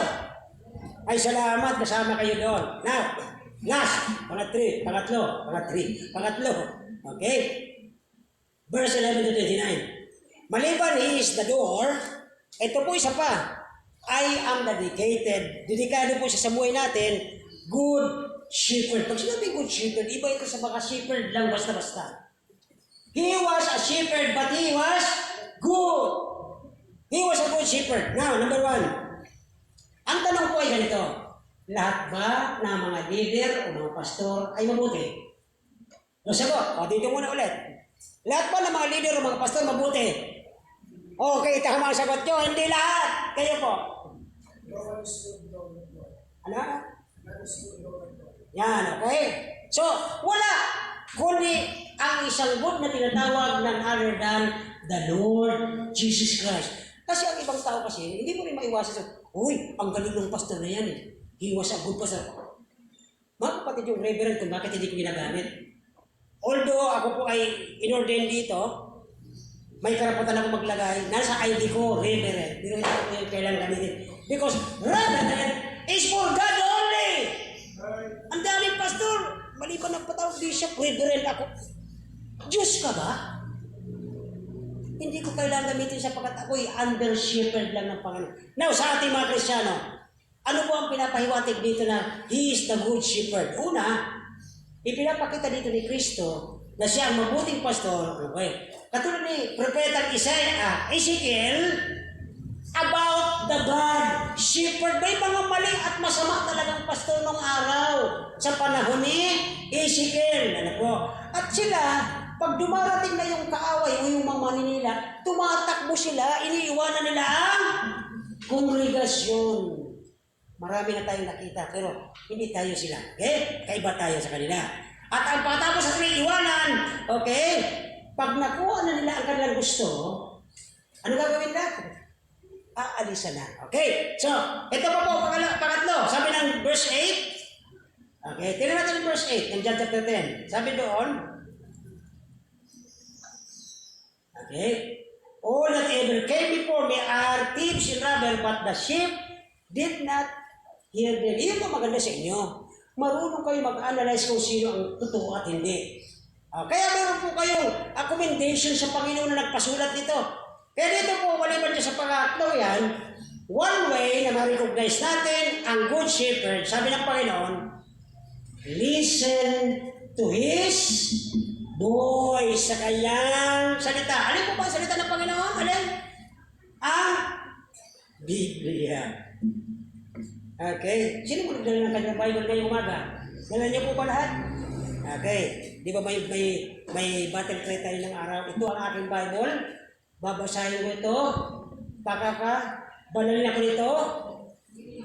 Lilinisin ako nito. Okay, di ba? Yan yung battle cry natin sa Bible. Now, pang-apat. Maliban na i-recognize natin ang shepherd, si Jesus Christ, ay nakikinig tayo sa kanyang salita. Ito yung maganda. Tinatawag tayo sa ating pangalan. Kasi alam niya tayo eh. Pati buhok natin, alam niya kung ilan. And we follow Him. Paano? Si pastor ba pinapalo niyo? No, my friend. Ang sinusunod niyo ay ang kanyang salita, hindi ang pastor.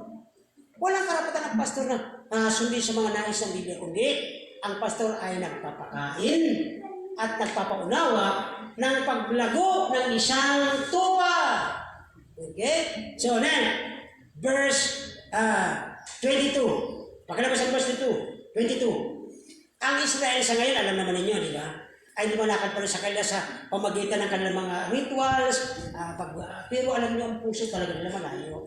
Salamat na lang, kahit tayo ay mga hindi Hudyo, tayo ay mga Gentiles, magsalita man tayo ng pagkakamali, pero ang puso natin, ikinukorek ng Diyos. Sabi ni David, search me, O God, and know my heart. If there be any iniquity in my heart, change my desire. Kaya sabi niya eh. So, sabi dito po, verse 22. Basahin natin ng sabay-sabay verse 22 ng chapter 10, verse 22. Okay, sabi po dyan, and it was at Jerusalem that feast of the dedication of this winter. Bakit ito nalagay ko dito? Okay.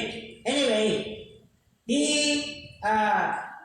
prone sa gawain ng Panginoon. Sa lakad natin, sa buhay natin, na tayo may Kristo, di ba, sabi ng Biblia, dapat ang nakikita yung mga ginagawa ni Kristo dati. Hindi yung mga sinasabi natin na taliwas sa sinasabi mong may Kristo ka. Tama naman yung patutukan kanina ng isang bata o ng isang young people natin na imbis makita yung kanyang mga attitude, nagsasilent na lang para hindi na siya makasira ng ibang pananampalataya. Kaya dito po ang pangatlo, sabi ng verse 19-20, binibigyan tayo ng buhay. Sabi niya, He gave His sheep eternal life. Bakit pa, Pastor? Mag-correction ito. Alam naman namin matagal na. Ito po ang alam niyo ang issue, nakakaligtaan ng lahat. Oo nga. Lahat na tayo may walang hanggang buhay. Ito ang tanong. Yung sa pagkabigay sa iyo ng walang hanggang buhay, may naisukli na ba tayo sa nagbigay? Ayun lang po, simple tanong lang. Ako minsan tinatanong ko noon, niligtas mo na ako, may buhay na ako walang hanggan, hindi ako takot mamatay. Kaya lang ang tanong ko pa gano'n, may nasuklian na ba ako sa ginawa mo sa buhay ko? May nagawa na ba ako kahit konti doon sa ginawa mo sa buhay ko? Mga kapatid, pag hindi niyo pa po yan masasagot sa inyong sarili, hindi niyo pa po kilala ng totoo ang inyong Savior. Sabi niya dito, He gave His sheep eternal life. 19-20. So dito po sa verse 28, tingnan natin. Verse 28, ang sabi niyan, and I gave them eternal life and they shall never. Ito po yung pinakamatindi rito. Never perish. Dito po may mga aksidente konti, pero hindi buhay ka pa. Yan ang blessing. Ito yung perish na sinasabi, iba na po yun. Pag sinabing perish ng Bible, may sinabi rin ng Bible. Kapag ang anak ng Diyos, ayaw naman po magpaturo, ayaw naman magpakorek, sabi ng Panginoon, ibigay na ang katawan niyang kay... kayo nagsabi hindi ako, di ba? Pag hindi na kayo nagpapasaway, hindi na kayo nagpapatino sa salita ng Diyos, sabi ng Biblia, ibigay na ang katawan niyang kay... Kanino? Kanino tayo magsalita? Kanino po? Kay Satanas, bakit? Upang ang kanyang kaluluwa daw, ang kanyang kaluluwa ay maligtas sa pagkakasala. Yun po ang blessing niyan, shall never perish. Bakit? Akala nyo, yung pag-iwas, kaya natin kukunin ito.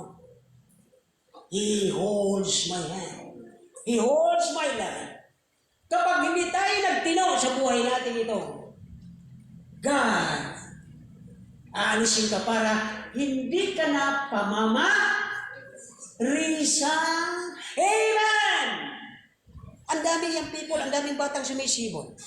Pagdating ni, itong anak ni, sabi ko, mukhang maging little preacher ito sa araw. Ganun lang po tayo, pero hindi natin alam kung anong plano ng Diyos. Di ba? So dito ay, tingnan natin, ay, yung unbelief natin, minsan yung parang mahina pa na ng palataya natin, na parang bang, kaya niyo ba paano protektahan? Yes. Ang dami na po dito nagsumong sa pastor, pag-pray nyo kami, nag-pray tayo. Hindi tayo sure. Sapagkat kumakatok lang tayo, nagmamakaawa lang tayo sa puso ng Diyos. Depende sa Kanya kung gusto niya o hindi. But sabi ng Isaiah, they that wait upon the Lord shall renew. Babago ang lakas mo, babago ang sitwasyon. Lahat yan babaguhin ang Diyos. Hindi tayo ang magbabago. Pero babaguhin ang sitwasyon at doon kaluluwa na hindi mo mawari loob. Hindi ko po ito inaasahan. Unexpected. Pero salamat, Panginoon. Ikaw ay totoong nangako sa akin. You gave the sheep eternal life and they will never perish. Doon po sa mga bagay na ating nakita. Sabi dito po ay, because they are nested. At sinabi nested, mga kapatid, matatagpo ang malalim ang protection ng Diyos. They are safe in God's hand. The good shepherd, He will guard His place. Babantayan tayo. Pastor, may aksidente nga. Akala mo yung aksidente yun, hindi mahalaga. Listen, kung bakit tayo may mga slight na aksidente, pinapaalala ka, anak, baka nakakalimot ka.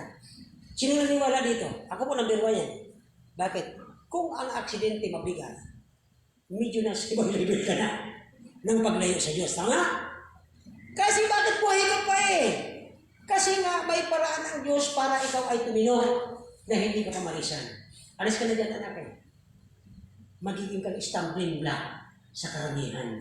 Kaya inaalis na lang niya. So dito po ay mapasin natin dyan sa verse 19 to 20 ang protection. Ang shepherd natin po ay nag-purchase siya. Kanina sabi ko sa inyo, He gave us His life. He purchased us. Pangalawa ay nagkaroon po siya ng provision na tayo po ay may protection doon sa eternal life.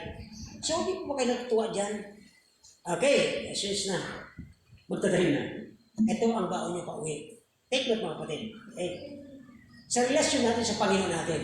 Although, kung tatanungin natin ang Diyos, talagang malungkot siya dahil hindi natin nasusuklihan, hindi natin na nagagawa ang gusto niyang gawin natin para sa atin. Sabi niya, ganitong gawin ninyo, anak ko kayo pero hindi natin magawa. Pero alam niyo pong maganda rito, He knows our hands, our hearts. Alam niya ang mga isip at puso natin. Alam niya ang bawat problema. Alam niya ang pinagdadaanan ninyo. Mga ladies, mga kapatid, pag-pray niyo ang isa't isa. Pag nandito sa simbahan, nakangiti yan sa harapan mo. Pero tandaan mo, may mga sa puso yan na mabibigat. He knows their hearts. Kahit sa mga lalaki po ganun. And then, pangalawa, and every problem, alam ng Diyos. Every fear, takot, alam ng Diyos yan. Every concern, yung dapat ma-check. May mga Krisyano ngayon, akala nila, they were already mature. Pero pala, kung titingnan nyo, mature pa din. So, yan po yung mga alam ng Diyos sa atin na hindi natin alam, hindi na natin napapansin, sige lang tayo ng sige, okay? Walang problema sa atin, okay, na hindi kaya i-resolve ng Panginoon. Tama? Because He is able. Okay? Ay kaya ng Panginoon. Kaya dito po, ang shepherd nito, ang kanyang intention sa atin, bawat problema, bawat tipid, mayroon siyang care. He cares for us. Amen? So, maliban doon, pero mga kapatid, ako'y bless sa inyo. Alam niyo bakit? Minsan nga, nainggit pa eh. Alam niyo, yung pinagdadaanan yung bigat, wala pa kami noon eh. Hindi pa namin kaya yun. Pero bakit pinadaan sa inyo? Sapagkat alam ng Diyos na ituturo sa inyo the best para sa inyong ikabubuti. Kaya nga, test yun eh. Huwag niyo sasabihin na sinusubo kaya ng Diyos na hindi nyo kaya. Sabi ng ni Pablo, walang pagsubok na hindi karaniwan. Kung ibinigay yun sa iyo para malagpasan mo, para maging ka matibay. Amen? Ay, kung mga binigay sa inyo, hindi po namin kaya. Kung ako lang, suko na ako eh. Pero ako'y napupuri sa Diyos. Nakita ko ang mga kapatiran dito. Pinapatibay, pinatatatag ng Diyos dahil sa kanyang salita. Amen? So dito po ay panghuli. Salamat, last na. Okay. Pangalawa, kilala niyo ba ang Panginoon? O, taas ang kamay kung kilala niyo ang Panginoon. Ay sila, kumat na. Alam nila ito eh. Bakit kaya? Ito po naman. Okay? Kung kilala mo ang Panginoon, nagtitiwala ka sa Kanya. Ano man, tama? Tiwala tayo. Panginoon, alam ko, wala ngayong pera kami. Parang nahihirapan kami. Pero alam ko, hawak mo ang bukas. Hawak niya bukas. Hindi ang lakas mo eh. Lakas ng Diyos yung aabutin natin bukas. Bakit? Hanggang bukas, gigisingin pa rin tayo ng Diyos. Because we are in Christ. Diba?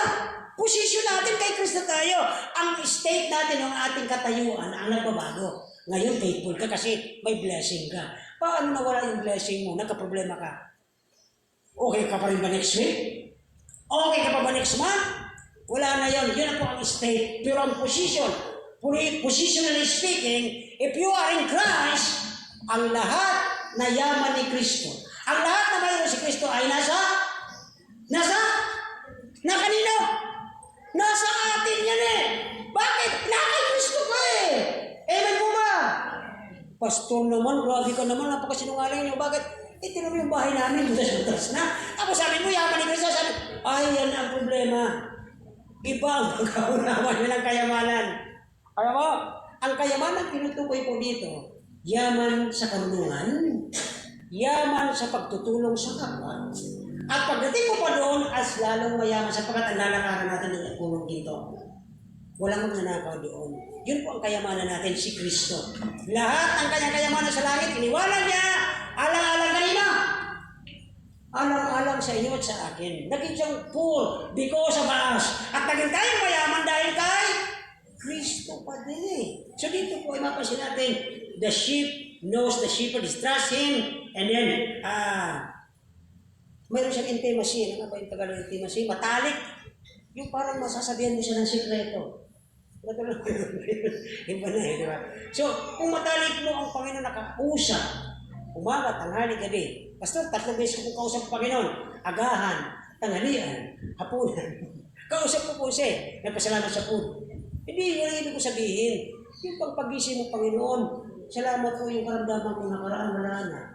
And by the way, blessing. Sana po, Panginoon, patawad po, pero nung ako po, takot ako sumakay sa single na motor. Okay? Bakit? Pag ako sumakay sa motor, automatic yung aking nandyan. Pag natagtag, ang sakit yun. Alam niyo kagabi, nagganon ako para hindi sasalidan. Di ba kapakit ko sa Morera? Lad, di ba talagang sungkahan yun? Di siyempre mabilis yung motor namin. Alam niyo, paglagpas ko, sabi, Lord, thank you! Hindi ko na naramdaman! Yan po ang isa sa provision ng Diyos. Matagal ko na problema yun, pero salamat sa Diyos, hindi na siya problema. Mayroon pa ba kayong problema na ibinigay nyo na sa Diyos, tapos nandiyan pa rin? Magtiwala tayo sa Panginoon. Yan ba? Magtiwala kayo. Kaya mo ng Diyos? Amen. So, panghuli po, the shepherd loved to seek out all of his sheep. Verse 16, Pagkalabas mo verse 16. Sabi niya verse 16, okay? And other sheep, ano sabi niya? Ano yung sabi nito? Who is that na? Is also I must. Ito lang tanong ko sa inyo. Patapos na po tayo. Ano ang trabaho niyo rito? Tanungin kayo, tanungin sa sarili niyo. Ano ang trabaho ko dito, Panginoon? Ito Tagalog. Mayroon mga ibang mga tupa na wala sa kulungan. Grabe naman. Buti yung Minister Cherry. Kulungan. Di ba? Ang word kasi ay pool. Hindi po kulungan ang pool. Pinagtitipunan yun, hindi yung kulungan. Okay. Kailangan ko sila ng daw. Ano to? Ano yun? Sa anumang paraan, kung walang sasakyan, ipakommutin mo.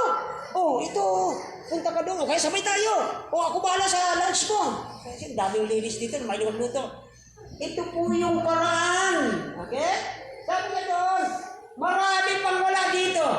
Ito mga bata, dala na natin eh. Narinig nila, Jesus is the way. Tapos mga teacher natin, itong sila, buti si Nathan, dito na yan sa graders eh. Itong maliit na yan, alam nyo, Diyos ang irin yan, ganyan kaliliit, nagdidebate sa impyerno. Magulat kayo. Maliliit pa nagdebate sa impyerno, sino gusto sa impyerno, sino gusto sa langit. Ang liliit lang nila. Buti itong isang anak ni Brother Resist, ay di pa naman bumasali dyan. Baka mamaya, ay kung marunong mag-English yan, unawaan niya pinag-usapan ng mga bata. Kababata pa, alam na nila, may ayaw at may gusto. Diba? Pero ano ang purpose dito ng Diyos nang isimulat sa atin? Tayo yung mga tupa ng Diyos. Ito ang kanyang purpose pa tayo nagtitipon. Number 1, mayroon pa sa ibang tupa na wala pa. Baka yun ay pamangkin mo. Are you listening? Pamangkin mo, wala. Nasa kapitbahay mo lang. Pag nagsisimpa tayo, nagbababay pa. Ay, babay uncle. Yan baka sila yun eh. Okay? Wala pa. Kailangan ko rin sila na daw. Ang tanong ko po ganito. Ang Panginoon po ba magdadala sa kanila dito? Sila? May instrumento ang Diyos. Kasi kung bababa ang Diyos, with His Shekinah glory, durog yan, sunog yan eh. Pero may ginagamit ang Diyos para hindi sila masunog. Ano yun? Sino ang gagamitin ng Diyos para sila makarating? Sino? Ay tayo. Amen. Naunawaan niyo po. Kaya natapusin ko na po ito. Sabi yan, kailangan daw niya. Yan po ay utos. Kailangan ko. Di ba kayo mga bata? Yan na naman si Pastor. Kami na naman. Di ba mga bata? Ma! Sabi ni teacher, may project! Ay, siyempre. Wala si mama. Saka si papa. Sitar, hindi na po kailangan bata. Dali, magalit si madam. Yung pala, panlulod. Hindi naman. Okay. So, pag makautos, pero alam nyo, itong utos na to, para pag binasa natin, hindi natin naunawaan. Napakalinaw niyan eh. Marami pa siya. Baka yun ay pamangkin mo. Tapos, sino gagamitin ng Diyos? Hindi pwede. Kung hindi na tayo magpapagamit, pabababain niya mga bato dyan sa bundok na yun para magsalita dahil ayaw mo. Ay, mas nakakaya yun. Sabi dito, okay, silang dalhin dito at kanilang daw papakinggan ang kahit pagkatang ng isang lawan na may isang pastol. Paano nila maririnig? Romans ano yun? 8:14 ba yun? Paano makakarinig kung walang magpapa-utos? Tulungan niyo ako. Anong verse? Romans yun eh. Buksan natin Romans. Dito tayo magtatapos. Ito na po yung uwi na tayo. Okay? Okay, Romans 8 ba yun? Paano sila hahayo kung hindi sila magpapautos? Okay, tulungan niyo ako. Okay? Paano sila makakarinig kung wala magsasalita? Okay, yun na po yung points ko. Okay? Na kasi conclusion na tayo. Okay? Tulungan niyo po ako. Ano po? Ng Romans 10:14 daw. Ay, yun na po. Thank you po. Ayan. Okay, ngunit paano nga silang tatawag sa kanya na hindi naman sila sinasampalatayan? Paano sila sasampalataya sa kanya na hindi naman sila napapakinggan? Nandun lang kasi eh. Ikaw yung padala ng Diyos para mahabag ka. Ikaw, sumaysama ka ng laman. Pabayaan kita dyan. Hindi po ugali na may Kristo yan. Tama po ba? Hindi yung ugali na may Kristo. Kaaway mo siya, pero sabi ng Diyos sa Mateo, pag nauhaw ay nang may laso. Ganun ba yun? Hindi ganun ang Panginoon. Tapos pag binato ka daw ng tinapay, batuin mo rin ang tinapay na nasa. Hindi yung makakristo, sinasabi ko sa inyo. So yun ang ating conclusion. Nauna-una po niyang bawal ninyo. Si Kristo ang ating door. Pumasok tayo doon. May nais siyang pagawa sa atin. Ito na po yung conclusion natin. Paano sila matawag sa Panginoon na hindi na sinasampalatayan? Bakit? Ay hindi ka po nagpagamit. Salamat po. Sumagit tayo magsitayo at tayo mag-end. Ay siya po ay mahal niya ang tupang yun. Kahit may sama ka ng iyong doon, kung tupan ng Diyos yan, madala siya at makanig siya. Kabagabag po siya. Kaya dito po ang provision of protection, binigyan tayo ng buhay, binigyan tayo ng eternal life, binigyan tayo at walang sino man makakaagaw sa kamay ni Kristo, at ang kamay ni Kristo, hawak ng kamay ng Ama, no one can pluck him out. Pag yan po ay nakapilala sa Diyos, at isang araw, magpupuri sa Panginoon yan, sasabihin ng Panginoon sa atin, well done, my good and faithful servant. Dakilan niyo, salamat po na ikaw ang pintuan ng pinasukan at hindi ang simbahan ng Baptist. Ikaw ang aming pinanimulaan, ikaw ang nakatira sa amin. Ikaw ang nakikita sa bawat sinasalita, bawat iniisip, bawat aming mga ginagawa sa paglakad. Ikaw dapat, O Kristo, ang nakikita sa aming mga inihayag araw-araw. Panginoon, sabi niyo po, mayroon pa palang iba na hindi pa nakasama rito at kami po ang inaasahan mo na magdadala sa kanila sapagkat nasa amin ang buhay kay Kristo. Nakilang Diyos, salamat po sa pagkataon. Panginoon, na paglabas ng bawat isa, hindi lang po na, huwag naman sila makakalimot, kundi lalo nilang maalala, lalo nilang sariwain na yung pagdurusa mo sa krus, ang katumbas pala nila ay glory sa iyong pangalan at nagkakaroon po kami ng honor sapagkat bibigyan niyo kami ng reward sa aming pagsunod, pagpagamit at paggawa ng inyong utos. Pinuport nga na kailan Panginoon sa mga ito.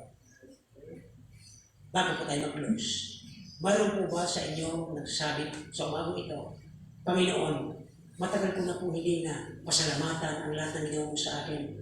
Lord, sa pamagitan ng pagmamahal ko sa aking kapwa, makwentuhan ko siya sa iyong kaligtasan, ma-invite ko sa church, ma-Bible study ko siya.